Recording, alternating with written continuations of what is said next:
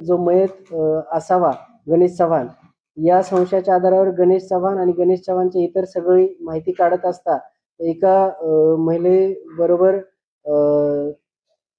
त्याचे जे काही मैत्री होती, तर त्या मैत्रीच्या आधारावर त्या महिलेकडे आपण ज्यावेळेस चौकशी केली, तर त्यावेळेस आपल्याला असं निष्पन्न झालं की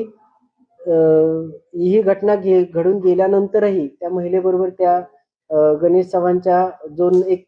तिसरा नंबर जो तो वापरत होता, त्या नंबरवरनं काही मेसेजेस किंवा चॅट होत आहे आणि त्यामुळं आपला संशय बळावल्यामुळं आपण त्या नंबरचा त्या ठिकाणी पाठलाग चालू केला. पाठलाग करत असताना आपली जी टीम आहे ती कोल्हापूर आणि कोल्हापूरवरनं पुढे सिंधुदुर्ग, विजयदुर्गपर्यंत गेल्यानंतर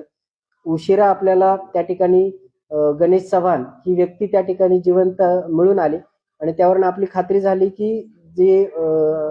गाडीमध्ये जो मिळालेला सांगाडा आहे तर तो गणेश चव्हाण याचा नसून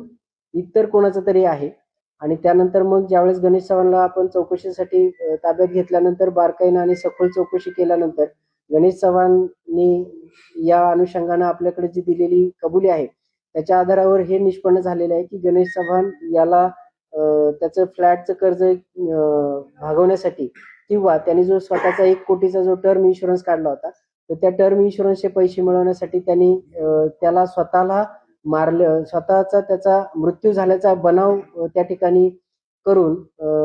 ते पैसे मिळवण्याचा त्याचा प्रयत्न होता.